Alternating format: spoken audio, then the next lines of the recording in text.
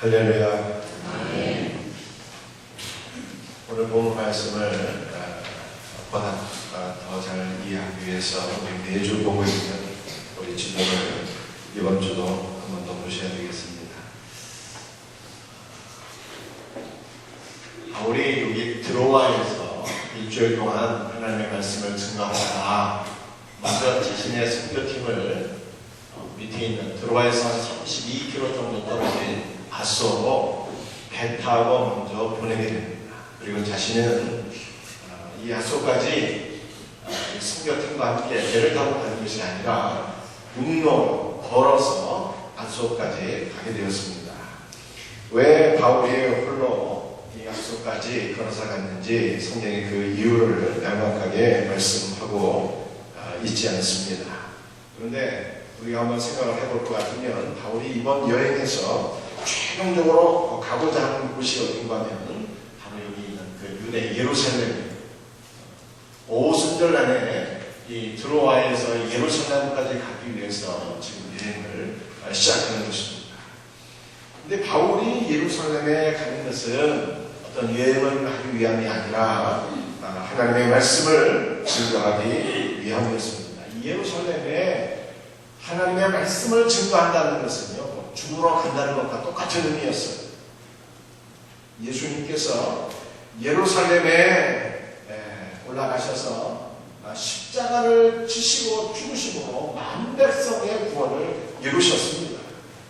바울이 예루살렘으로 가는 것도 복음을 위해서라면 죽는 것도 마다하지 않겠다는 뜻입니다. 따라서 바울은 이 드로아에서 아소까지 가면서 장차 자신이 예루살렘에서 감당해야 될 사명과 또 자신에게 닥칠 고난들을 묵상하면서 하나님을 의지하며 기도하는 시간을 가진 것으로 그렇게 생각이 되어집니다. 제 경험으로 비춰보면 예배당 안에서 우리가 기도하는 것도 중요하지만 길을 걸어가면서 묵상하고 기도하는 것이 어떤 때는 더 강력합니다. 아마도 그랬던 것 같아요. 바울은 아소를 거쳐 예루살렘으로 가는데 가능한 한 오순절 안에 예루살렘에 도착하기를 소원했습니다. 따라서 그는 시간이 많이 지체될 수밖에 없는 에베소는 그냥 지나치기로 했어요. 이 에베소에는 그가 자신이 3년 동안 사역했던 교회가 있지 않습니까? 그래서 에베소를 지나치고 그냥 가기를 원했어요. 왜냐하면 빨리 오순절 안에 예루살렘에 당도해야 되기 때문입니다. 그래서 바울의 말씀이죠. 에베소에서 남쪽으로 48km 떨어진 밀레도의 에베소 교회 장로들을 초대했습니다. 그리고 밀레도에서 에베소 교회 장로들에게 막 신곡을 울리는 설교를 합니다. 에베소 교회 장로들에게 선포한 바울의 설교는 사도행전에서 바울이 믿는 크리스찬들에게 설교한 유일한 설교입니다.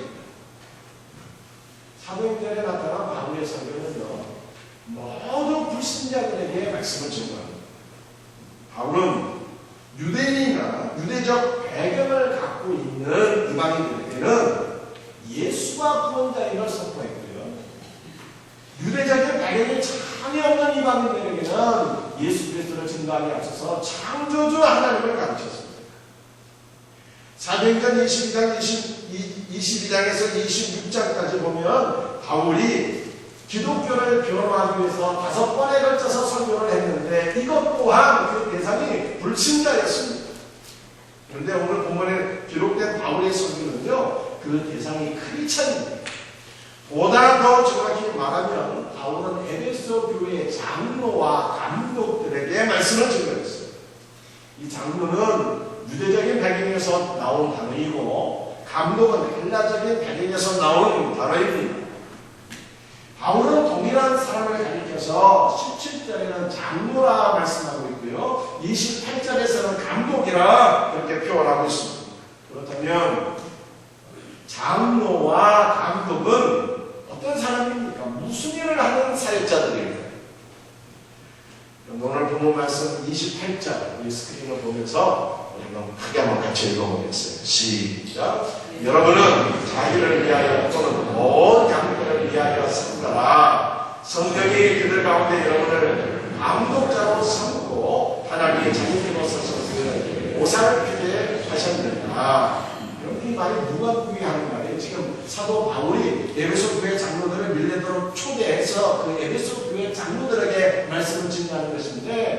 하나님이 너희를 자기 피로 감추고 세우신 교회의 감독자로 삼는다. 그리고 이 감독이 하게 될 일은 바로 교회를 보살피는 일이다. 이렇게 말씀하고 있습니다. 여러분들이 보살피다라고 하는 말이 헬라어로 포이마이모라고 하는 말인데요. 세 가지 의미를 갖고 있어요. 첫째로는 먹이다라고 하는 뜻이 있고요. 두 번째는 인도하다라고 하는 뜻이 있고요. 세 번째는 보살피다, 돌보다 이런 뜻이에요. 이런 걸 유대적인 배경에서 먹이고 그 다음에 인도하고 또 마지막으로 보살피는 것은요. 누가 하는 일입니까? 누가 하는 일이에요? 목자가 하는 일. 목자가 양들을 먹이고 인도하고 보살핀다 이 뜻이에요. 그래서 이 감독이 하는 일은요. 무슨 일인가 하면은 하나님께서 피로 감추고 사신 교회의 양떼들에게 목자가 되는 뜻입니다. 목자가 되어주는 것이 감독의 역할이다라는 거예요. 그런데 이 목자가 해야 될 이 포이마이모, 먹이고 인도하고 돌보는 이러한 포이마이모라고 하는 이 말은 말씀이죠. 헬라어에 포이맨이라고 하는 말에서 유래가 되어 있어요. 포이맨은 목자, 목사를 뜻하는 말입니다. 여러분, 장로와 감독은 동일한 직분이에요. 감독의 역할은 포이마이모, 즉 먹이고 인도하고 보살피는 것인데 그 포이마이모가 포이맨, 곧 목사, 목자를 뜻한다라고 하는 것입니다. 따라서 감독이나 장로는요, 오늘날 누구를 뜻하는 거예요? 목사를 뜻하는 직분입니다. 오늘 우리는 본문 말씀을 통해서 목사직이 무엇인가, 목사는 어떤 사람인가라고 하는 것을 먼저 이해할 필요가 있습니다. 목사는요, 정치인이 아닙니다.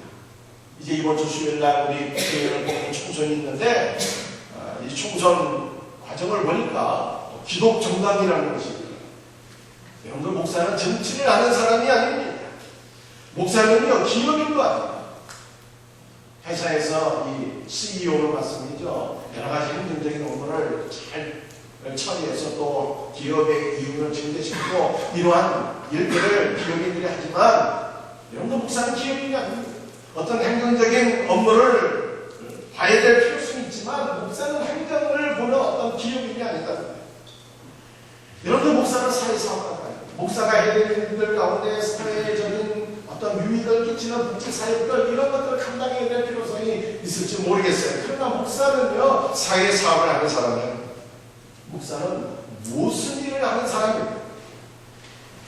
우리 에베소서 4장 11절 말씀을 우리 한번 같이 읽어보려고 합니다.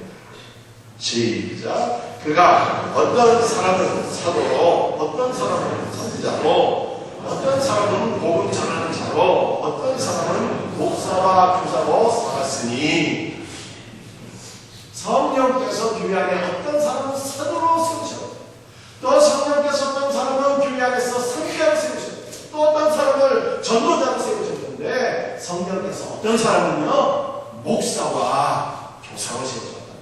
여러분, 이 말씀을 성령께서 한 사람에게 목사와 교사의 직분을 같이 주셨다는 것입니다. 여러분들, 이 목사의 하는 일이 포이마이모, 교회 안에 성도들에게 먹이고 그들을 의의 길로 인도하고 원수마귀의 모든 공격으로부터 성도들을 보호하는 일이 목사의 사역인데, 이 목사의 사역 가운데 가장 중요한 사역이 무엇이냐? 교사의 사역. 즉, 교회 공동체 안에 있는 모든 성도들을 신령한 말씀으로 먹이고 하나님의 말씀을 가르치는 이 교사의 사역이 목사가 감당해야 될 사역 가운데 가장 으뜸되고 중요한 사역이다 라고 하는 것을 성경이 말씀하고 있는 것입니다. 초대교회의 직분은요, 사도와 선지자 같은 한시적인 직분을 주의하면 딱 세 가지 직분이 있었어요. 장로와 감독과 집사의 직분만 있었습니다. 그런데 성경 우리 빌립보서 1장 1절에 이렇게 말씀하고 있습니다. 그리스도 예수의 종 바울과 디모데는 그리스도 예수 안에서 빌립보에 사는 모든 성도와 감독들과 집사들에게 편지하노니, 교회 안에 어떤 사람들이 있었다고요? 예수를 믿는 거룩한 하나님의 백성들, 성도가 있었고요. 그리고 직분은요, 딱 세 가지입니다. 장로와 감독, 이 장로와 감독은 같은 거거든요. 감독에게 편지한다 하고 또 빌립보서 1장 1절을 보면 누구한테 편지한다고요? 집사에게 편지하노니. 장로, 감독, 집사만 초대교회 안에는 직분이 있었던 것입니다. 이 장로와 감독은 어느 나라의 목사의 직분이다라고 하는 것을 말씀드렸어요. 집사는 어떻습니까? 집사는 보조적인 역할이지. 그래서 초대교회 안에 존재한 모든 직분들은요, 다 목자의 직분이에요. 목자의 직분. 하나님께서 피로 감추고 세우신 교회 공동체의 성도들에게 신령한 말씀을 먹이고 그들을 예기로 인도하고 그들을 영적으로 보호하는 것이 목자의 직분인데, 초대교회 안의 모든 직분들은 다 이 목자의 사명을 감당하는 것이었습니다. 그런데 오늘날에는 교회 안에 많은 직분이 있습니다. 부족하지만 담임 목사님, 또 우리 교회 꼭 보면 훌륭한 실력 있는 우리 고교자들이 있습니다. 부목사, 강도사, 또 우리 전도사, 또 교회 안에 우리 장로, 안수주사, 권사, 서리주사 많은 직분들이 있습니다. 그런데 여러분, 교회 안에 존재하는 모든 직분들은 다 못하는 직분이라고요. 오늘날 직분이 가만히 있을지라도 성경의 가르침에 의하면 교회 안에 존재하는 모든 직분들은요, 다 목자가 되는 거예요. 목자. 목자의 사명을 감당하는 것이 직분의 사명입니다.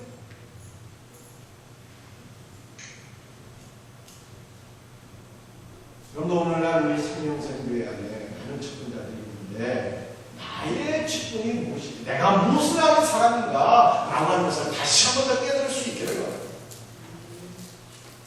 목사를 비롯한 모든 직분자의 사명은요, 목자가 되는 거예요. 성도들에게 하나님의 말씀을 먹이고 그들을 인도하고 그들을 보호하는 것, 목자의 직분이 모든 직분자의 사명입니다. 우리는 흔히 담임 목사나 교육자나 셀리더나 교사들만 말씀을 증거하는 직분으로 알고 있습니다. 장로, 안수주사, 권사, 서리주사 등은 행정적인 업무를 보는 것을 그 사명으로 이해를 하고 있습니다. 그러나 그렇지 않습니다. 잘못 이해하고 있는 거예요. 여러분들 초대교회 7명의 집사 가운데 한 명의 스테반 집사는요, 하나님의 말씀을 증거하다가 돌에 맞아서 수련을 하게 되었고요. 또 사도행전 21장 8절 보면 7명 가운데 한 명의 빌립 집사를 표현하는 말들이 있습니다. 7 집사 가운데 한 명, 전도자 빌립은 이렇게 말씀하고 있어요. 빌립이 전도자였다고 이렇게 말씀하고 있는 것입니다. 초대교회 집사들에게 행정적인 업무는 부재하고 행정을 보는 것은 부수적인 것이었습니다. 이들의 주된 사역은 말씀을 증거하는 일이었습니다. 오늘날도 마찬가지입니다. 장로, 안수집사, 권사, 서리집사 등은 관세를 부리거나 행정적인 업무를 하는 직분이 아닙니다. 중직들은요, 담임 목사와 함께 양떼들을 인도하고 양떼들에게 신령한 말씀을 먹이는 목자의 직분인 것입니다. 따라서 교회의 중직들은요, 셀리더나 교사의 직분을 아울러 경하여 맡겨서 성도들을 하나님의 말씀으로 먹이고 인도하는 목자가 되는 것이 매우 성경적인 일임을 깨달으셔야 됩니다. 부활하신 예수님께서 갈릴리 호숫가에서 베드로를 부르셨어요. 요한의 아들 시몬아, 내가 이 사람들보다 나를 더 사랑하느냐 하시니 이르되 주님 그를 알아요. 내가 주님을 사랑하는 줄 주님께서 아시나이다. 이렇게 말씀. 그때 주님이 하신 말씀이 무슨 말이에요? 내 어린 양을 먹이라 말씀하셨다. 이 먹이라 라고 하는 말이 보스코라고 하는 말인데, 목자들이 그 양떼를 먹이고 기르는 것을 의미하는 말. 그런데 이 보스코라고 하는 말은 시골이가 바하고 사랑하다, 기뻐하다 라는 말에서 의미하는 것입니다. 이 말이 무슨 뜻입니까? 목자가 되어서 주님의 양을 먹이는 것이 곧 주님을 사랑하는 일이다 라고 하는 것입니다. 교회 안에 존재하는 모든 직분자들이 목자가 되어서 하나님께서 맡겨주신 양떼에게 하나님의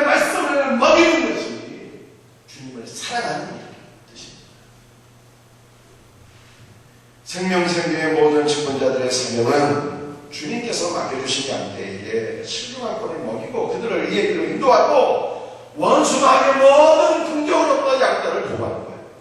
그래서 양무리가 풍성한 생명을 누리도록 하는 것이 직분자들의 사명입니다. 이 사명은요, 우리 주님께서 맡겨주신 것이며 이 사명을 잘 감당하는 것이 곧 예수 그리스도를 사랑하는 거예요. 그래서 예수님 베드로에게 이렇게 말씀하시는 거예요. 요한의 아들 시몬아, 내가 이 사람들보다 나를 더 사랑하느냐? 주님이 그렇습니다. 그렇다면 내 어린 양을 먹이라 그랬습니다. 어린 양을 먹이는 것이 예수 그리스도를 사랑하는 거예요.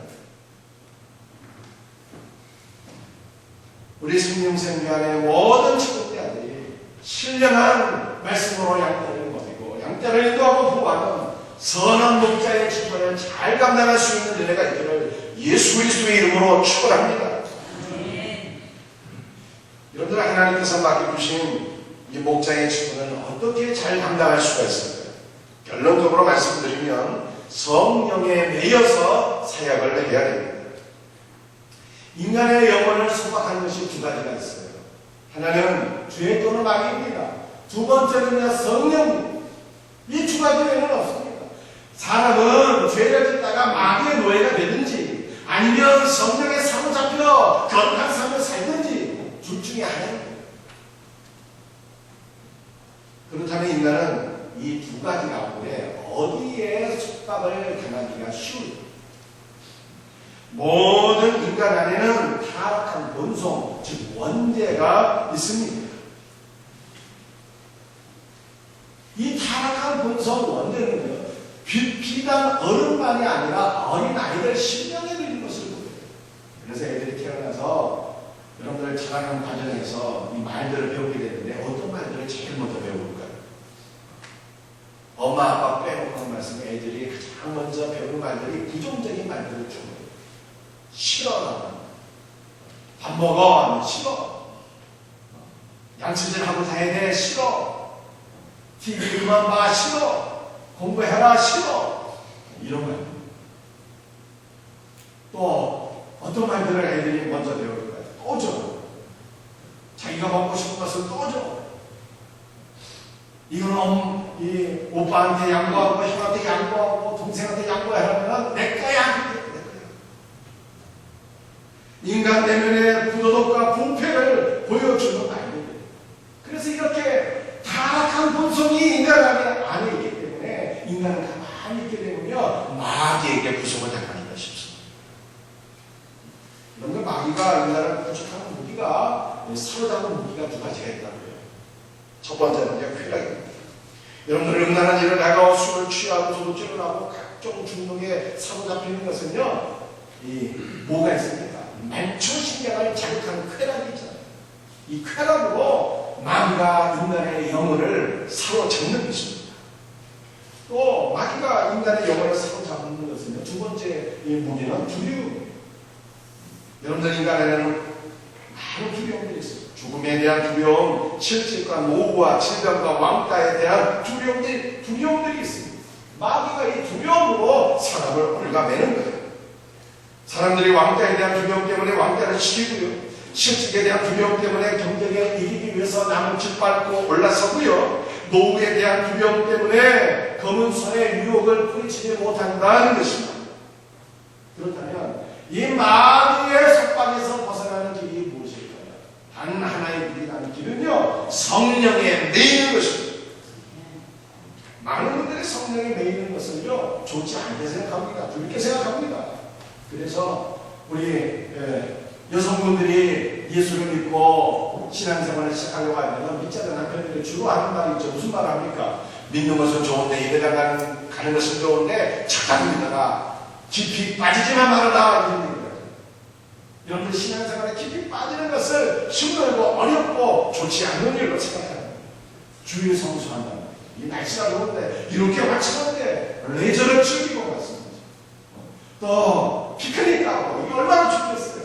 그런 거 다 무시하고 매주 예배당에 간다. 힘들고 얼매이는 일로 사람들이 생각을 하는 것입니다. 헌금을 드리는 거 굉장히 부담스러운 거죠. 봉사를 하는 거 힘들고 어려운 일이에요. 금주 구매하고 이 나이 오면 자유를 다 쏟고 이제 빼앗기는 일이로구나. 이렇게 생각을 해서 믿어도 적당합니다. 이렇게 말들을 하는 것입니다. 여러분들 성령에 매여서 신앙생활하는 것은 정말 힘들고 어려운 일일까요? 맞습니다. 힘들고 어려운 일이에요. 여러분들 18절을 보면 18절을 보세요. 19절 말씀입니다. 모든 겸손과 눈물. 이게 무슨 말씀? 18절 19절 말씀 보면 바울이 에베소 교회 성도들이 이렇게 말씀을 하고 있어요. 내가 에베소 교회에서 어떻게 사역했는가를 너희들에게 잘 알고 있다. 바울이 어떻게 사역을 했습니까? 모든 겸손과 눈물로 사역을 해요. 여러분들 겸손이다 라는 것은요, 주인의 모습입니까? 종의 모습입니까? 종의 모습이에요. 겸손은 종의 자세인 것입니다. 바울이 에베소 교회에서 사역을 할 때 사도로서 또는 교회 개척자로서 권세를 부리거나 그런 것이 아니라 종의 마음과 자세로 그렇게 사역을 해요. 바울은 에베소 교회에서 사역을 할 때 눈물로 사역을 했다고 합니다. 여러분들 사람들이 주로 언제 올까요? 힘들고 어려운 웁니다. 안타까운 마음이 있을 때 울지, 뭔가 감동을 받았을 때 웁니다. 그런데 바울이 에베소 교회에서 하나님의 말씀을 증거하는 목회자의 사역을 감당하기 위해서 때 너무 힘들고 어려워서 울었고요. 또 말씀을 받아들이지 않는 사람들을 보면 그것이 너무나도 안타까워서 울었고요. 어떤 경우에는 성도들이 하나님의 말씀의 은혜를 받고 변화되는 모습을 바라보며 이것이 너무 감동적이고 보람되어서 울었다는 것입니다. 여러분, 이렇게 바울이 겸손함으로 울면서 사역하는 것은요, 쉬운 일이었을까요? 어려운 일이었을까요? 어려운 일이었습니다. 그런데 사도 바울이 에베소에서 이렇게 모든 겸손과 노력으로 3년 동안 사역을 하고 지금 예루살렘에 올라가는데 이 모든 것은 내 자유로 하는 것이 아니라 성령에 매여서 내가 이렇게 사역을 했고 지금 내가 성령에 매여서 예루살렘에 올라가고 있다, 이렇게 말씀하고 있는 것입니다. 여러분들, 성령에 매인다는 것이 무슨 뜻일까요? 이 매인다는 것이 글자 그대로 묶다, 결박하다, 매이다, 이런 뜻입니다. 여러분들은 우리 스키니를 보시게 되군요. 결혼이라고 하는 이 단어가 있습니다. 한자로 있습니다. 이게 결혼이라고 하는 건 무슨 뜻입니까? 결자가 말씀이죠. 맺을 때. 헌자는 혼이라고 하는 단어입니다. 그 결혼의 한자적 의미를 풀이하면 이런 뜻이에요.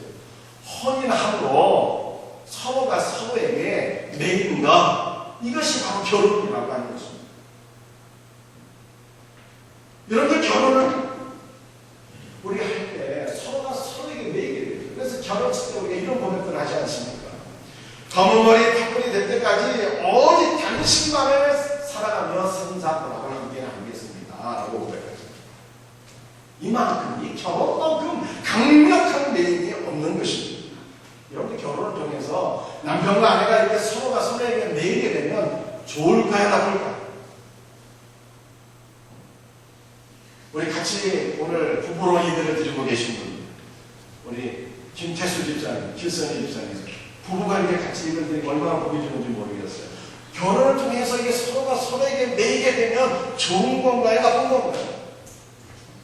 좋고 나쁜 거를 떠나서 이게 힘든 일이에요. 힘든 일입니다.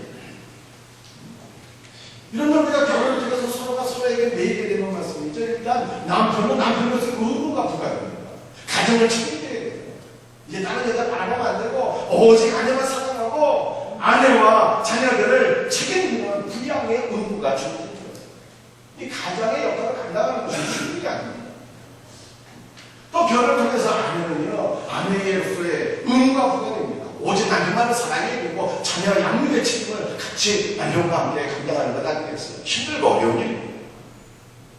그런데 이 결혼을 매우 환상적이고 행복한 것으로 표현한 화가가 있습니다. 그의 이름이 마르크 샤갈입니다. 샤갈은 러시아 제국에서 태어난 유대인 화가예요. 이 샤갈은 파블로 피카소와 함께 20세기 최고의 화가로 불려지고 있습니다. 이 마르크 샤갈의 한번 작품을 제가 한번 보여드릴게요. 이 작품은 제목이 도시 위의 서입니다. 부부가 말씀, 신랑 신부가 결혼하고 나서 얼마나 행복한지 도시 위를 함께 날아다니고 있어요. 그것도 껴안고. 다음 작품으로 말씀드리죠. 에펠탑의 신랑과 신부라고 하는 작품입니다. 여러분들이 마르크 샤가라는 말씀이죠. 태어나기는 러시아에서 태어났는데 혈통은 유대인 혈통이고요. 그의 국적은 프랑스입니다. 그래서 프랑스 에펠탑을 배경으로 해서 얘기를 작품입니다. 여러분 이 뒤에 있는 요것이 바로 에펠탑입니다. 에펠탑에서 큰 새를 타고서 날아다니는 신랑과 신부의 모습을 우리가 보게 됩니다. 다음 작품을 보게 되면요. 이 작품의 이름은 산책이라고 합니다. 산책. 신랑이 신부의 손을 잡고 함께 산책을 하는데 말씀이죠. 얼마나 행복한지 신부가 하는지 알고 있습니다. 여러분 우리 부부들 말씀이죠. 결혼하고 나서 하늘을 날듯이 이렇게 다들 행복하셨죠? 부부들 다 어디 계십니까?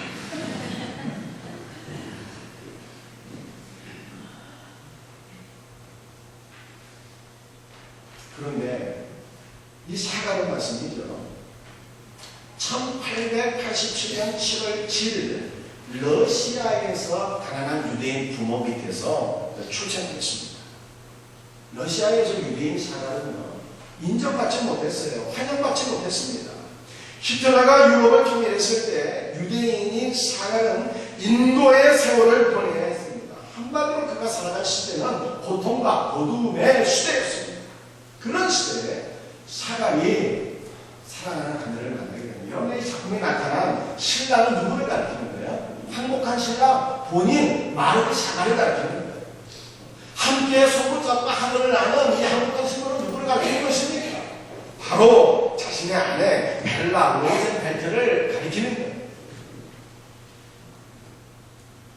이 마르크 샤갈이 너무나도 이 고통스러운 시대를 살아가면서 사랑하는 아내 벨라 로젠벨트를 만나서 결혼했습니다.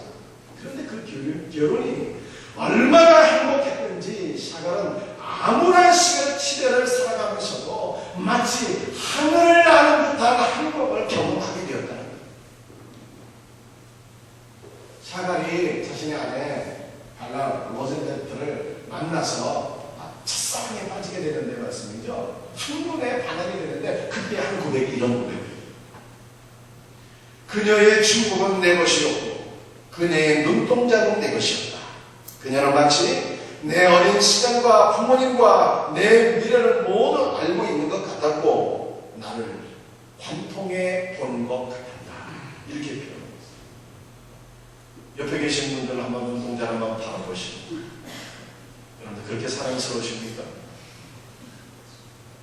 여러분들 이것이 우리들에게 교훈하고 있는 바가 무엇입니까?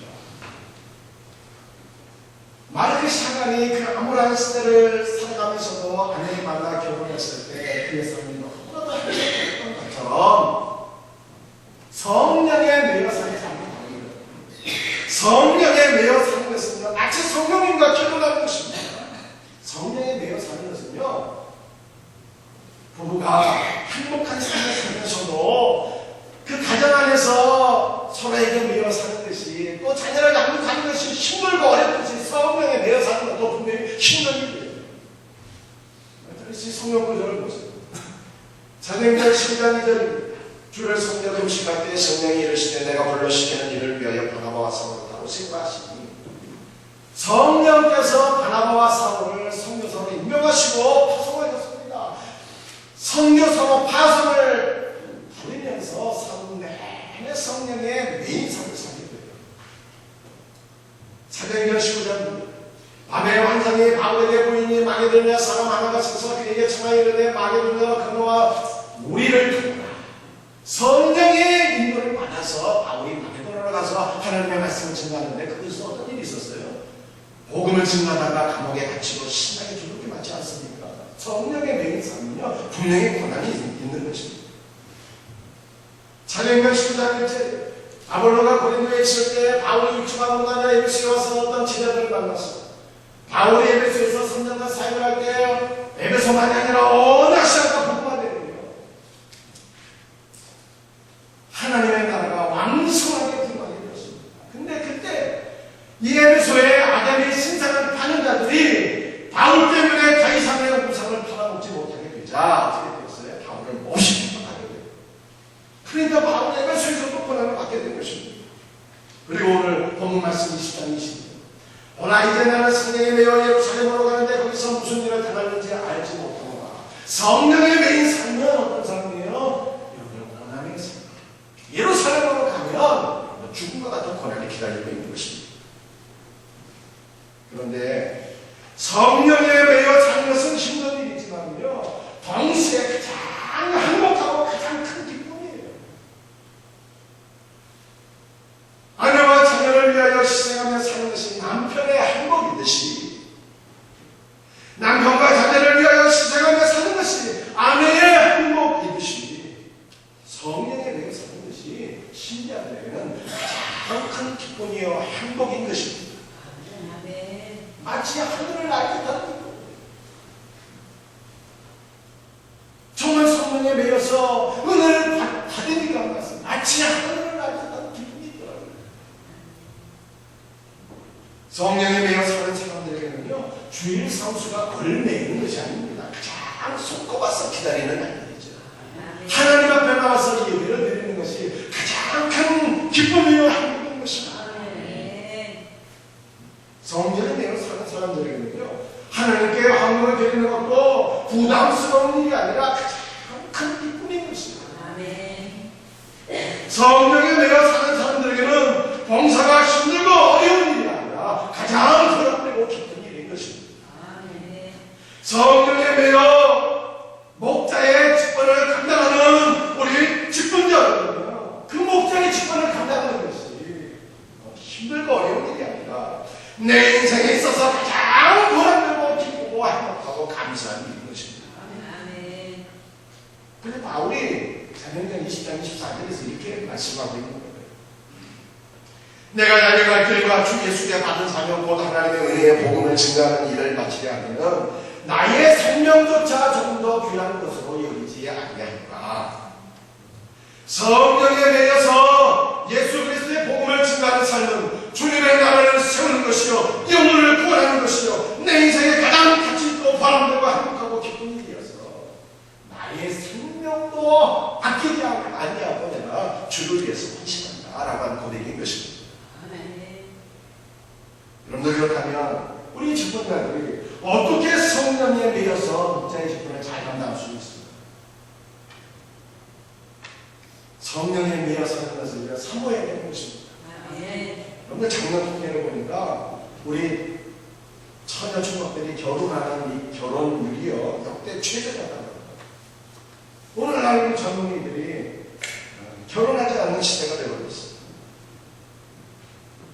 여러분들 결혼하지 않고 사는 것은 너무나도 편하고 쉬운 일 같지만 그러나 이러한 삶은 방종으로 흐르기 쉽고 마침내는 가장 외롭고 불쌍한 삶이 되는 거예요. 서로가 서로에게 매이는 것은 힘들고 어려운 일 같지만 사실은 결혼하는 것이 가장 여러분들 인생에 있어서 보람되고 행복한 일 아니겠습니까? 성령에 매여 사는 것도 마찬가지입니다. 성령에 매여 사는 것이 자유를 빼앗기는 힘들고 어려운 일로 여겨져서 이것을 거부하는 분들이 있어요. 그러나 이런 분들의 삶은 자유로운 것 같지만 마침내는 원수 마귀에게 속박당하는 것입니다. 성령에 매인 것이 가장 행복한 삶이에요. 성령에 매여 살 것은 마귀가 주는 쾌락과 두려움을 몰아낼 정도로 가장 강력한 기쁨이야. 교회 모든 직분자들이 성령에 매여서 성도들의 목자가 되는 것은요 힘들고 어려운 일이 아니라 가장 보람되고 행복한 일이기 때문에 우리 모든 직분자들은 성령에 매여 사는 성령에 매여서 목자가 되는 것을 사모해야 된다라고 하는 것입니다. 성령에 매이기 위해서는요 말씀과 기도에 선에 헌신해야 됩니다. 말씀과 기도는 은혜의 두 가지 통로입니다. 은혜 받는 길이 말씀과 기도 외에는 없는 거예요. 따라서 우리 모든 직분자들은 성령의 매기 위해서 늘 기도하기 힘써야 되고 늘 하나님의 말씀으로 무장해야 되는 것입니다. 말씀과 기도로 성령의 매인 직분자들만이 목자의 삶을 신령한 꼴을 먹이고 성도들을 위해 인도하고 성도들을 영적으로 보호하는 이 목자의 직분을 잘 감당할 수가 있는 것입니다. 여러분들 성령에 매이기 위해서는요, 성령에 매여 사는 삶을 경험해야 되는 거예요. 경험해요. 시편 34편 8절 말씀, 너희는 여호와의 선하심을 맛보아 알지어다 말씀하셨잖아요. 릴레이 기도회가 진행되고 있습니다. 한 주 남았어요. 또 다음 주간에는 특별 사랑기도가 있습니다. 우리 성도들은 기도를 통해서 하나님의 선하심을 맛보아 알게 됩니다. 기도를 통해서 선하신 하나님의 은혜와 응답을 맛보아 알게 될 때 우리는 성령의 매이는 자가 되는 것입니다. 오늘 4월 24일에는 우리 생명샘 축제예요. 우리나라를 앞두고 우리 모든 성도들이 복음의 말씀을 증거하는 자가 되게 됩니다. 여러분, 복음을 증거하기 어떻게 됩니까? 전도자가 누리는 은혜를 맛보게 되는 거예요. 우리의 심령에 성령의 불이 있고 내가 하나님의 말씀을 증거하고 영혼들을 의의 길로 생명의 길로 인도한다는 것이 이렇게 기쁘고 감사하고 보람된 일이구나 라고 하는 것을 경험하게 되는 거예요. 이렇게 하나님의 은혜를 복음을 증거하다가 맛보아 알게 될 때 우리가 성령에 매이는 자가 되는 것입니다.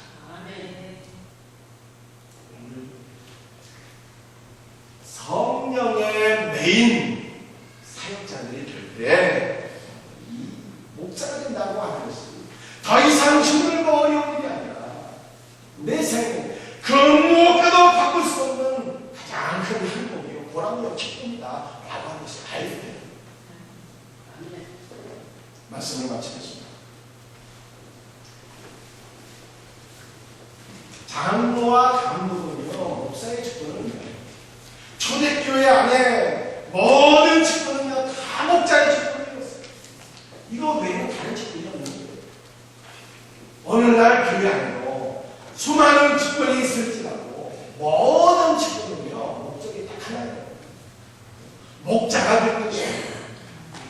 성도들에게 하나님의 말씀을 먹이고 그들을 인도하고 영적으로 보살피는 것, 이 목자의 직분만이 있는 거예요. 이 목자의 직분을 우리 모든 성도들이 성령에 비해서 큰 기쁨으로 잘 감당하게 되기를 예수 그리스도의 이름으로 축원합니다. 다 같이 일어나셔서 우리 찬송하시겠습니다.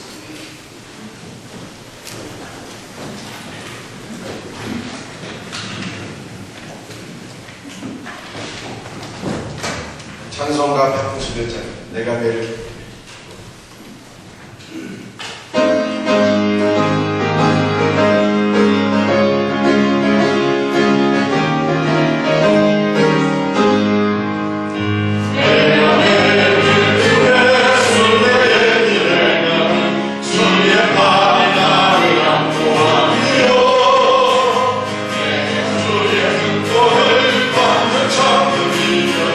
주의 영이 함께하니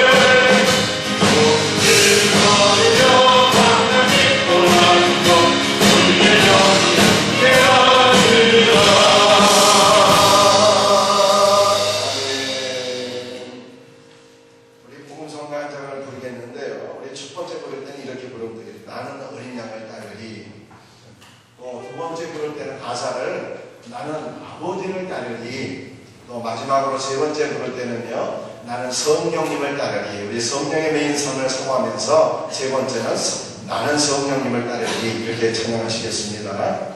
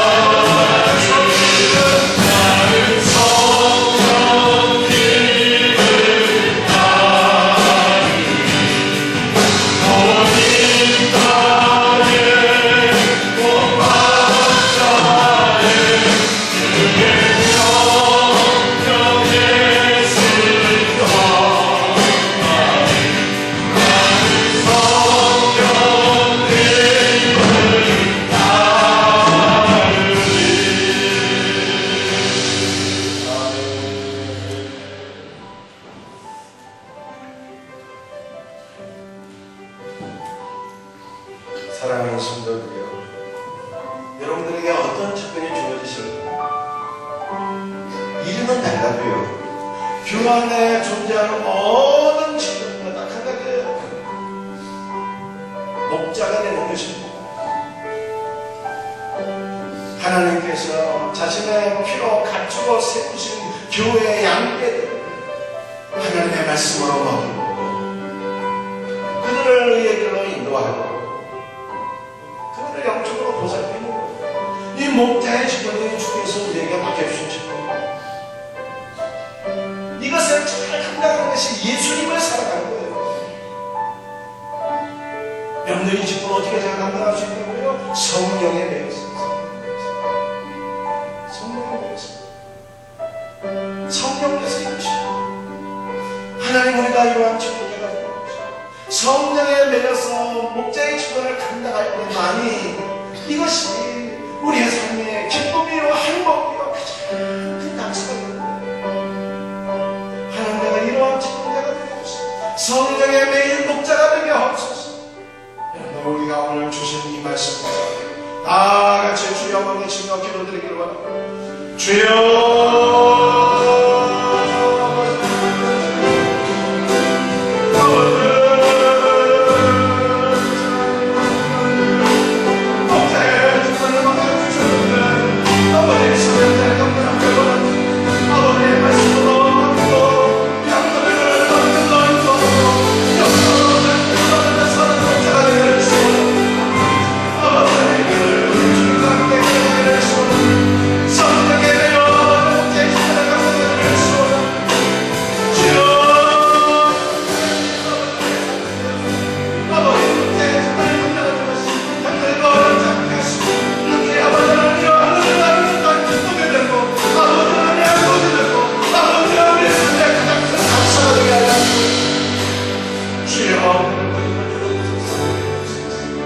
예수님의 이름 받들어 흔들리 기도드립니다. 아버지 하나님, 참으로 비천한 자들에게 아버지 하나님 주께서 놀라운 목자의 직분을 맡겨주셨으니 감사합니다. 아버지 하나님, 선한 목자가 되기를 소원합니다. 아버지, 주께서 피로 값주고 세우신 교회 양머리에게 신령한 말씀으로 먹이고 저들을 의에게 영적으로 잘 보살필 수 있는 선한 목자들이 되게 없었습니다. 아버지, 교회 안에 존재하는 모든 직분자들이 목자의 직분인 것을 깨닫게 하시고 이 목자의 직분을 잘 감당하는 것이 곧 예수님을 사랑하는 것임을 알게 하옵소서. 아버지, 성령의 매일 목자들이 되게 하여 주옵소서. 성령의 매일 목자들이 될 때 아버지 하나님, 이것이 힘들고 어려운 일이 아니라 우리 인생의 그 무엇과도 바꿀 수 없는 가장 귀하고 소중하고 행복하고 기쁜 일이 아버지 되는 줄로 믿사옵니다. 주여, 성령의 매인 직분자를 목자가 되게 하여 주옵소서. 아버지 하나님, 오늘도 아버지 앞에 나와서 예배를 드리면서 귀한 예물을 구별하여 드립니다. 열의 하나를 구별하여 드립니다. 주께서 말씀하신 것 같이 저들의 삶에 기름지게 하시고 주께서 허락하신 창고의 영물까지 좋은 것으로 채우고 넘치게 하여 주옵소서. 아버지, 저들의 삶이 가정과 직장과 사업장과 자녀들 세계를 반가운데 뛰어나서 주님 나라 주님 영광의 귀하고 아름답게 쓰임받게 하여 주옵소서. 감사하는 자들에게 감사의 조건이 넘쳐나게 하시고 성교와 그 예물을 드리오니 땅까지 주의 말씀을 증거되어 많은 영혼들을 구원받게 하여 주옵시고 주정원과 세령신과 월드비전과 장학사업을 해서 헌당을 해서 드려지는 모든 영혼들 하나님 나라 위하여 아름답게 쓰여지게 하옵소서. 예수님의 이름 받들어 기도드립니다. 아멘.